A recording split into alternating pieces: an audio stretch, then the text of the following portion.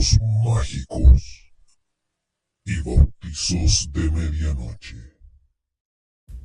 Bienvenidos y bienvenidas a un nuevo podcast de relatos mágicos y bautizos de medianoche del Instituto Arcano Paracelso. En el podcast del día de hoy nos corresponde nuestra sección Enigmas por resolver, donde hablaremos acerca de los hechos paranormales. El hombre es una continua incógnita. Y lo es porque ignoramos muchas de las leyes que rigen su comportamiento. Sin duda, la medicina ha avanzado mucho desde los tiempos de Hipócrates, pero en su avance ha seguido con frecuencia caminos equivocados.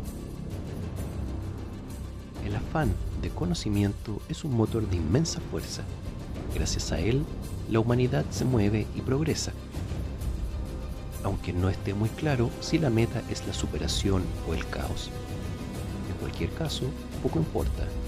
Lo fundamental es moverse respondiendo al acudiante mensaje de ese motor mencionado, que a la postre no es sino la propia angustia vital. El entendimiento de la función, anatomía e histología de los distintos órganos que dan coherencia al cuerpo humano ha requerido un costoso utillaje, una suma de experiencias y de observaciones y, sobre todo, de una infinita paciencia. El resultado es que hoy sabemos mucho más del organismo y las enfermedades que hace un siglo, e infinitamente más que hace 1000 años. Sin embargo, el hombre sigue siendo igual de limitado y los que investigan y ejercen la medicina somos solo hombres y por tanto con una capacidad de aprender y entender limitada. Saber mucho más de los órganos nos ha traído como consecuencia una mayor especificidad en el quehacer médico, y así cada sistema requiere una especialización. Se han abierto tantos los horizontes que es necesaria una dedicación plena para conocer a fondo el sistema cardiocirculatorio, el digestivo o el nervioso. Cada médico se ocupa de su parcela, pero carece de tiempo y energía para echar un vistazo a la del colega. Es el sacrificio ofrecido en aras del conocimiento. Pero algo no funciona en el método seguido. Dos órganos con idéntica lesión evolucionan de distinta manera. El cuerpo no puede desintegrarse en piezas independientes, porque todas, hasta la más pequeña, están en una interrelación constante. Cada órgano sabe su función y la realiza, pero al mismo tiempo responde a un control superior y forma parte de un todo indivisible. Por eso, paradójicamente, hubo que inventar de nuevo la medicina integral, una medicina que contempla al hombre como una unidad psicosomática, y volverá a triunfar el antiguo médico de cabecera, con menos conocimientos específicos, pero mejor visión del conjunto formado por la anatomía, fisiología, psicología y biografía de su paciente.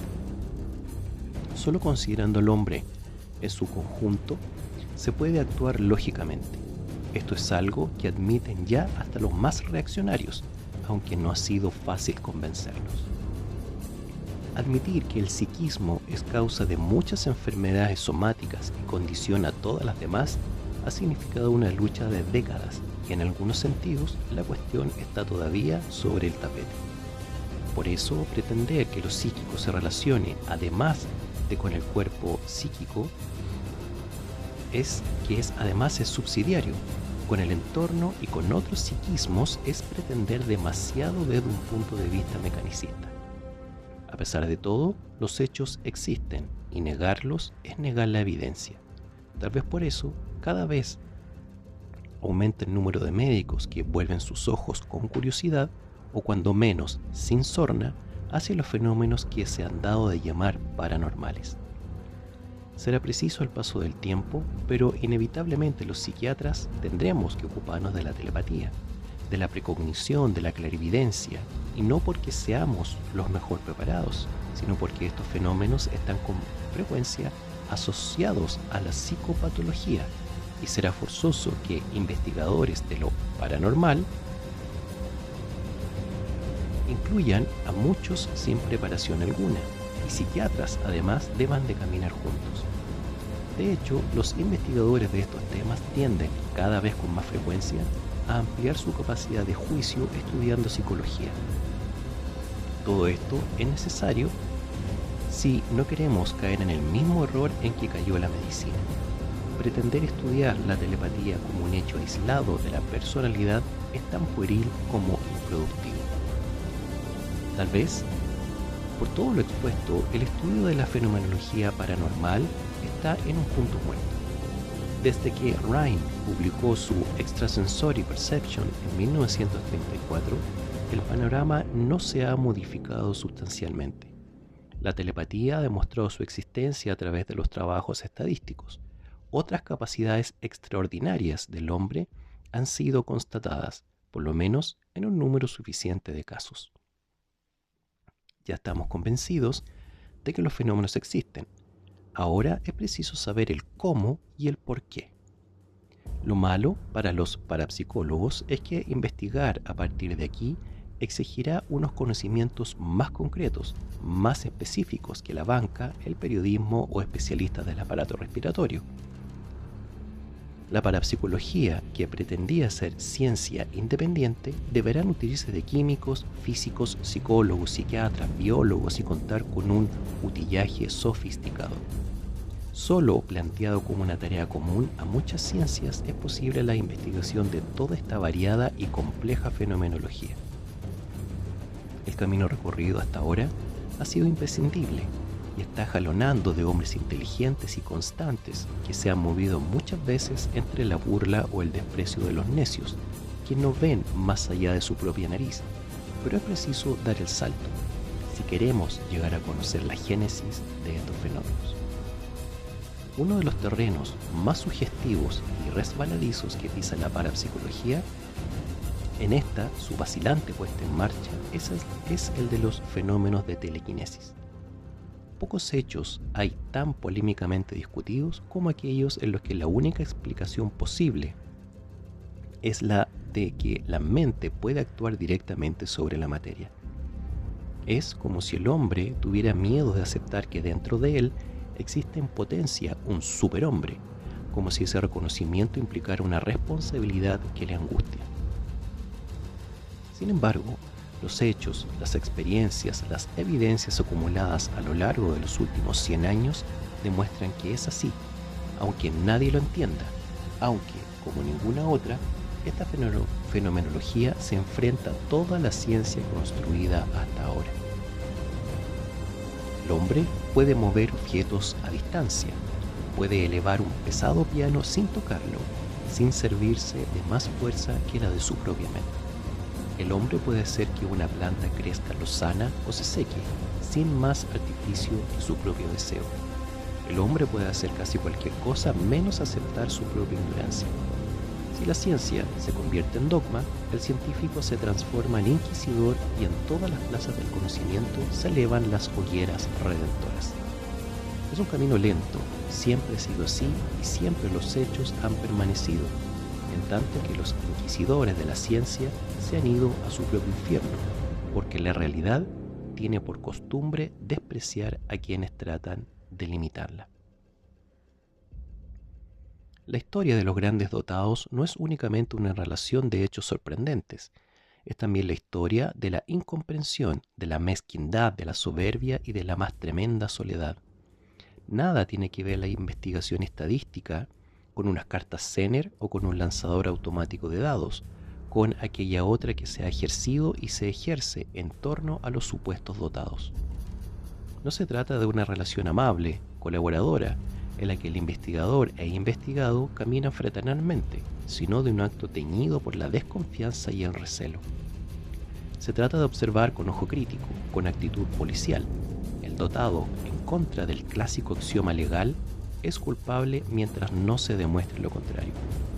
Probablemente los conejos de laboratorio reciben mejor trato del que recibieron muchos médiums durante su investigación. Cadenas, mordazas, cables eléctricos, cualquier método era válido para descartar el fraude. No importaba el insulto, la vejación, el absoluto desprecio. Si el investigador no aceptaba los controles propuestos, automáticamente se convertía en sospechoso. ¿Qué elementos emocionales se ponían en juego en aquellas siniestras sesiones para que verdaderos dotados recurrieran a veces al fraude con tal de no decepcionar a los investigadores? ¿Hasta qué punto se establecía una relación de dependencia, de absoluta sumisión entre el investigado y el eminente científico? Y lo triste, lo grotesco, es que los investigadores de hoy acusan a los de antaño de falta de rigor y sus conclusiones, cuando eran positivas, son apenas aceptadas. Hoy, todos estos factores comienzan a ser tenidos en cuenta, no por una humanización de los métodos de investigación, sino por la evidencia de que el estado de ánimo, el ambiente y la relación personal condicionan los resultados de los experimentos. Y es por este camino por el que tal vez la parapsicología empieza a caminar con más lógica. De hecho, implica algo que debiera haber sido incuestionable desde un principio, que no se trata de fenómenos parapsicológicos, sino enclavados inseparables de la psicología. Estudiar los fenómenos haciendo una abstracción, separándolos artificialmente del resto de la personalidad, es, con toda seguridad, un camino equivocado. Hace algunos años se inició en un hospital psiquiátrico una investigación que las circunstancias han dejado interrumpida por el momento. Se trataba de demostrar, reuniendo el número suficiente de casos, que personas no dotadas de capacidad paranormal daban muestras de poseerla cuando enfermaban con cuadros en los que predominaba la angustia endógena.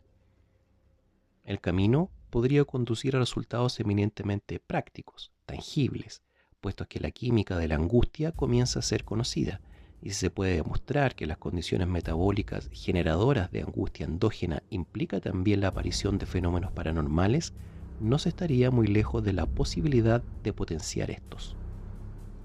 No se trata de una intuición, sino de la observación suficientemente repetida de la asociación angustia-paragnosis en la consulta ambulatoria.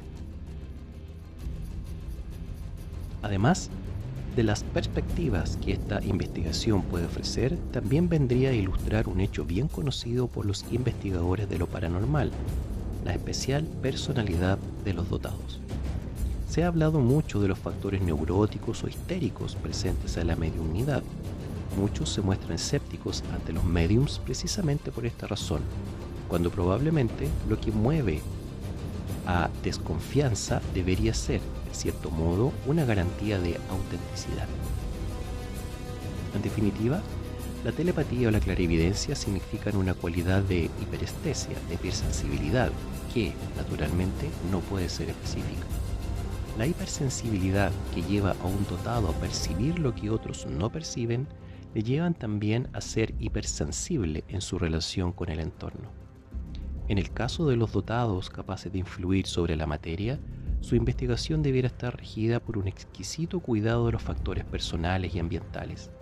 Se piensa que los fenómenos de Poltergeist son puestos en marcha por personas cuya tensión emocional está muy por encima de la normal, adolescentes con tempestuosa carga sexual o personas en situación conflictiva con el ambiente, como si la manifestación de los fenómenos de telequinesis fuera en definitiva la expresión material de una intensa angustia reprimida.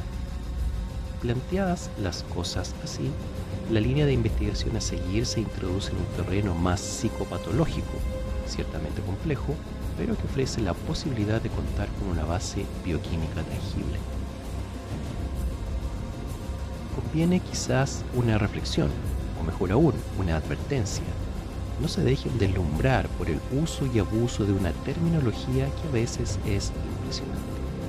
El hombre recurre con frecuencia al artificio de poner nombre a aquello que desconoce y creer que en esa denominación hay entendimiento, como si el nombrar los fenómenos fuera tanto como conocerlos. Es habitual que, tras relatar un fenómeno extraño a un parapsicólogo, éste responda con cierta suficiencia: ah, sí, eso es un fenómeno de bilocación o de xenoglosia o cualquier otro nombre. dando a entender que sabe del tema por todo lo que puede saberse. Y no es cierto, porque unos y otros solo sabemos nada. Además de errores de procesos mentales que hacen posible la aparición de poderes extraordinarios, otro tema fascinante que tiene planteado la ciencia actual es el mismo de siempre, el más antiguo, el eterno tema, la trascendencia. Saber qué ocurre más allá de la muerte, si es que algo ocurre, es la obsesión del hombre desde que adquirió dimensión de ser pensante. Y es lógico que así sea, porque el don más preciado que poseemos es la individualidad, el sabernos nosotros mismos, tener conciencia de la propia existencia. La muerte es, en definitiva, la gran amenaza para esa individualidad. Nos asusta dejar de ser. No importa que desaparezcamos, que obedientes a la ley de conservación de la materia-energía nos transformemos en lugar de desaparecer. Lo que importa es conservar conciencia de que seguimos siendo, no perder la memoria, los sentimientos, todos aquellos elementos que nos confieren la calidad de yo. La ciencia se basa en pruebas, y las pruebas de la supervivencia tras la muerte son algo difícilmente objetivable, dudosas, susceptibles de interpretaciones nada trascendentes. Por eso, lo que hay al otro lado sigue siendo el misterio de los misterios, al menos para los que se han llamado en llamar científicos. Sin embargo, para muchos las pruebas son suficientes, los testimonios válidos y el espiritismo la vía que permite obtenerlas. Lo ideal sería disponer de un método que no requiriese apenas mediunidad, o mejor, que fuera asequible a todas las personas, un medio cómodo, sin intermediarios, un sistema que de una forma sencilla permitiera establecer contacto con los que han cruzado la barrera. Se han analizado ya esos sistemas, el uso e interpretación de técnicas, y el resultado depende de ti, únicamente de ti. Sería tal vez interesante hacer algunas consideraciones en torno al más popular de estos sistemas, la Ouija o vasografía, y en cierto modo prevenir de algunas interpretaciones. Nadie sabe la génesis de este fenómeno, todo son especulaciones, a veces más descabelladas que la propia interpretación espiritista. Por eso se debe desconfiar de los que aseguran doctamente una explicación. Desconfiar y practicar es un medio que te permitirá con gran facilidad acumular tanta experiencia como quieras, una experiencia que probablemente irá derrumbando una por una cuantas hipótesis se haya planteado previamente. Es algo tremendamente sugestivo, en ocasiones aburrido, casi desesperante, pero a veces extraordinario y sorprendente. Incluso peligroso si se carece del sentido crítico necesario. Genéricamente se le llama juego, pero es un calificativo ciertamente desafortunado que rechazan todos los que poseen la suficiente experiencia. Nada hay de juego cuando se está manejando algo desconocido, aunque el contenido del diálogo puede en algunos momentos parecer jocoso. Dos o más personas, una superficie lisa con las letras del abecedario y un vaso invertido son los elementos necesarios. No hace falta un ambiente especial y un determinado estado de conciencia. Con la más absoluta naturalidad podrás entrar en contacto con un mundo fascinante. Primero, lentamente, luego, con decisión, el vaso se irá deslizando sobre el tablero y letra a letra, palabra a palabra, se establecerá un diálogo entre ellos y tú. Puede ser que ellos estén designando su propio inconsciente. Eso aseguran algunos parapsicólogos, pero es probable que su afirmación se base más en su rechazo a todo lo que suene a sobrenatural que en auténticos razonamientos. Cierto es que de ser espíritu en el sentido tradicional de la palabra, se muestran con frecuencia bastante pueriles, cuando no groseros, y desde este plano material de la existencia tendemos a imaginar el más allá como algo digno, o cuando menos no ausente de decoro. también es forzoso admitir que ellos suelen seguir la corriente que impera en el grupo, actuando como un pariente muerto cuando sí se ha hecho la invocación, o como un extraterrestre, si esa era la apetencia de los participantes. En líneas generales, puede afirmarse que bromean, que tratan de confundir o, y esto es lo más frecuente, simplemente de hablar. Aunque de cuando en cuando realizan predicciones que luego se cumplen, proporcionan datos que ninguno de los presentes conocían o conciertan una cita con ovnis que después se lleva a efecto. En bastantes ocasiones las cosas han sucedido así. Se cuenta con varias sesiones de experiencia para distintas personas.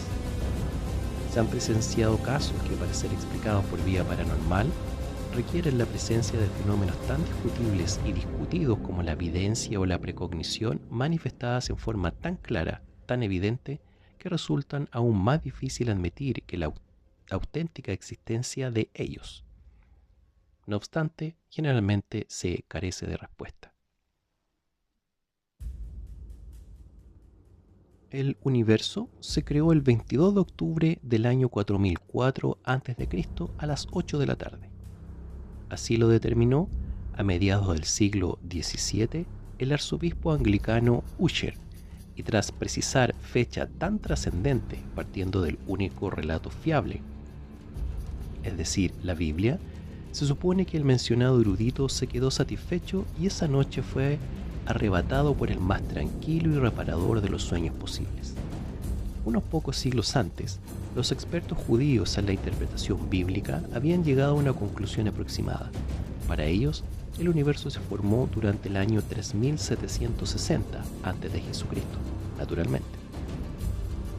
Decir gigantescas, inconmensurables estupideces es patrimonio del hombre estúpido, pero aceptarlas sin crítica alguna y defenderlas hasta la muerte es patrimonio de borregos.